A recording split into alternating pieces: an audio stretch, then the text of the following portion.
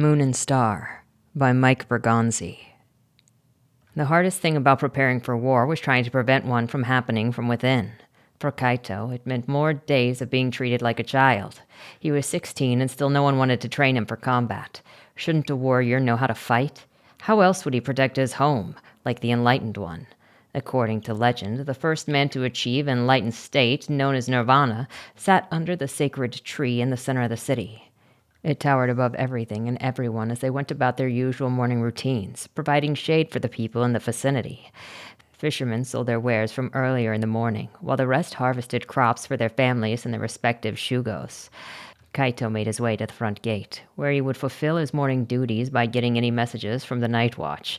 His best friend, Go-Zuk, was half asleep at his post. Kaito cleared his throat and glared at his friend. It was one thing to not train him, but to lie right to his face? "I thought that you said that you were busy," Kaito asked. Go-Zuk yawned. "I was. Guard duty." "Then why were you asleep?" "I can't help it if the job's boring. Besides, nothing important ever happens at night." Kaito scoffed and folded his arms. "You should be more appreciative. Getting assigned to guard duty is a big deal." "Why didn't your father do it? Isn't that his job?" Well, something came up. Everyone in town is talking about it. They're scared." "Scared of what?" Kaito asked.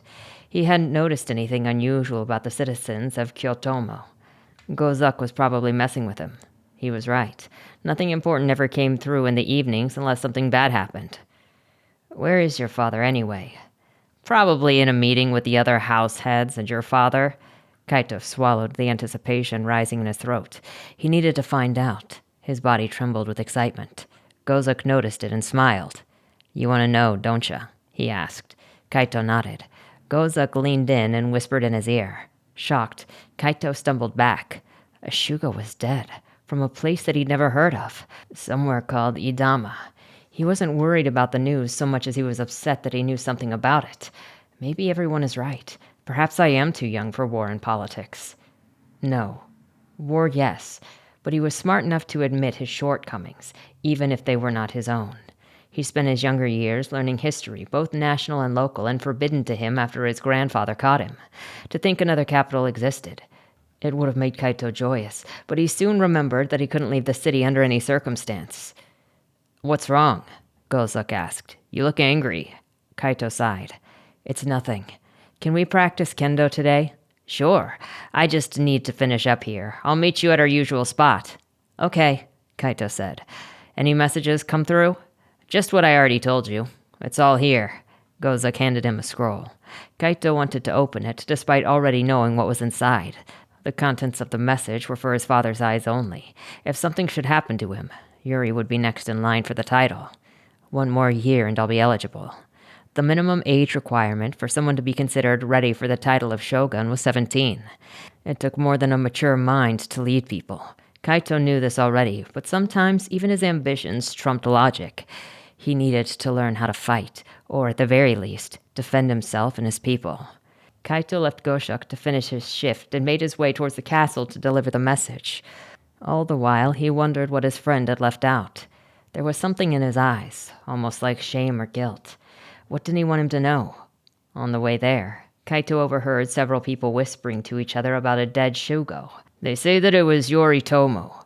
"How did they even get inside? I mean, if they infiltrated a city that well guarded, who's to say that they won't strike here next?" Kaito listened to all that he could before reaching the castle guards.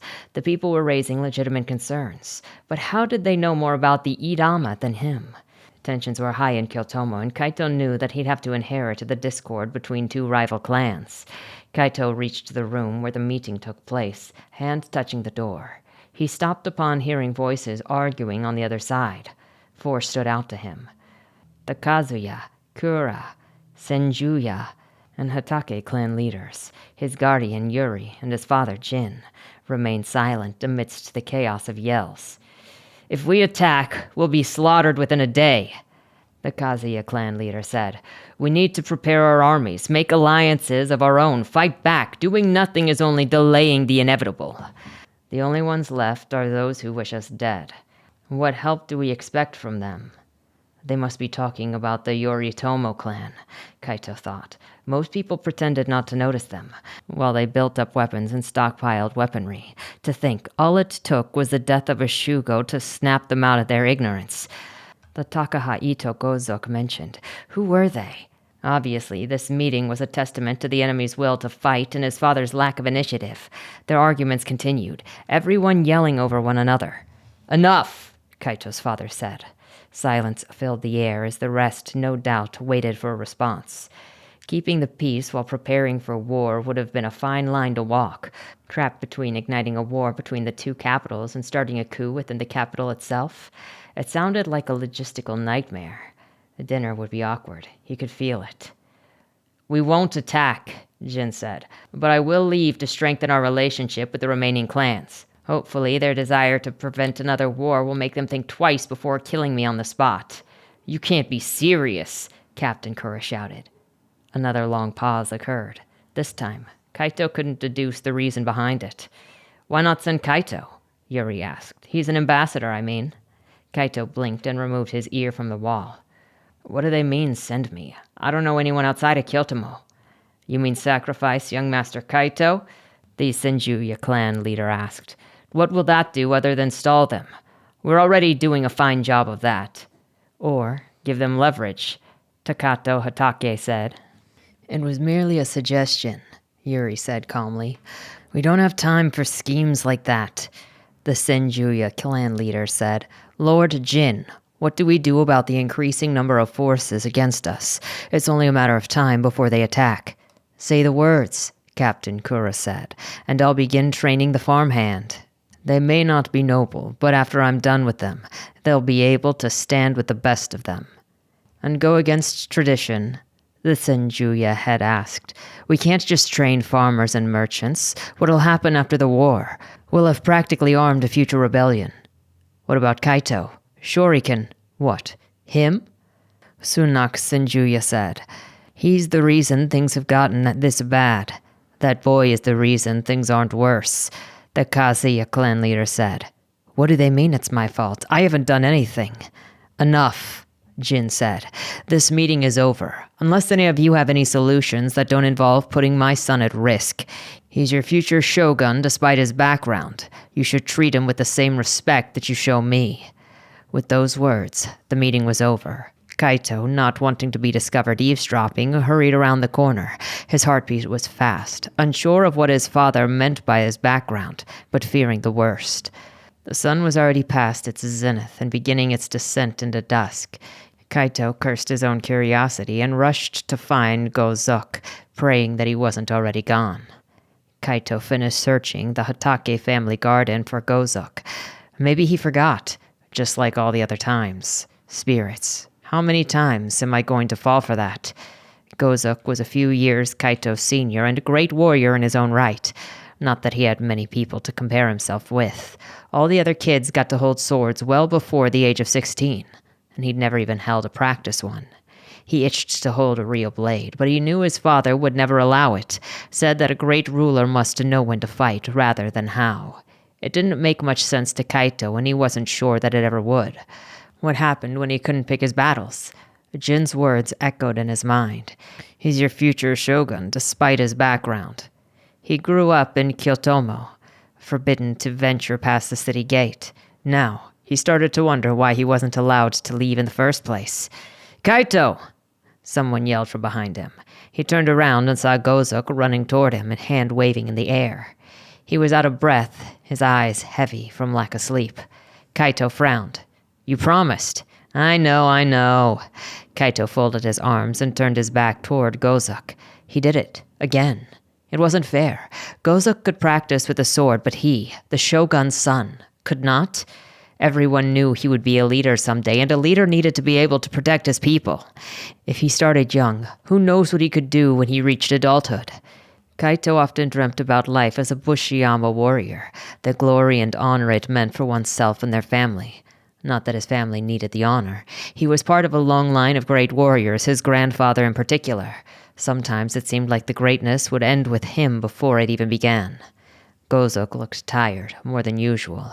His eyes were swollen from either lack of sleep or from someone beating him. Had his father started drinking again? Gozok put his hand on Kaito's shoulder. Tell you what, I'm going out with my father tomorrow morning to harvest our paddy's fields that we have down south. If you can convince your father to let you go, I'll be your sensei for the whole day. Kaito beamed, turning around to hug Gozok with all of his might. Oh, thank you, thank you, thank you. You'll need your father's permission in writing, he said, handing Kaito a scroll. If anything happened to you, my father would be in big trouble. Kaito's face sunk in disappointment. Gozok smiled and patted him on the back. I'm sure that he'll approve, he winked. It's just gathering rice, after all. Kaito opened his mouth to ask a question, but realized what Gozok meant. He was so smart. What father doesn't know couldn't possibly hurt him. All right, what time should we meet? He asked. We leave before sunrise, Gozok said. He left Kaito alone to think about how best to go about persuading his father to let him go with Gozok. He didn't exactly like Gozok, said that he was a bad influence. Kaito noticed the sky grow dark. Seemed that he would be late for dinner, and that meant that they'd be yelling directed at him. Again. He'd hoped it wasn't grandfather. It was one of the few times that he, father, and grandfather were able to sit down and not worry about the state of things. The food was good, but the conversations always bored him. Who cared what one did that day? It was probably the same thing that they did yesterday and the day before. How much could change between sunrise and sunset? As he approached the castle, his father stood at the front gate. Kaito's heart sank. The fact that his father stood there meant supper was already over. Last time he missed such an important meal, he couldn't even go outside. He had to meditate all day and couldn't leave the castle walls. Kaito slowed down his pace, head and neck slouching as he tried avoiding eye contact with his father. So much for tomorrow, he thought, wanting to cry. He fought back a weakness. A warrior should never cry. We missed you at dinner, Jin said. Kaito lowered his head and said nothing. He'd start crying if given the chance to talk. Seemed it was too late for that, as the tears started anyway. His father held him, trying to comfort him, while Kaito wept. What's wrong? He asked. Missing dinner shouldn't make you this upset. Kaito sniffed and rubbed his nose at the back of his hand. I was gonna ask to go with Gozok and his father to harvest rice. He promised to teach me kendo. Jin looked at him and smiled. At least you told me the truth. It seemed that you learned to become a wiser ruler. He sighed. I'll give you permission, but you have to promise me that you'll help Gozok's father with their shipment. Don't just practice kendo all day. I will, father, he said. Thank you. Here, I just need you to sign this. Kaito handed his father the document that Gozok had given him. Jin looked it over. His eyes began to show worry. The proud smile of a parent left his face, replaced with a frown. Kaito knew what his father would say next, but didn't want to hear it. He always changed his mind whenever something sounded even the slightest bit risky. He was a shogun.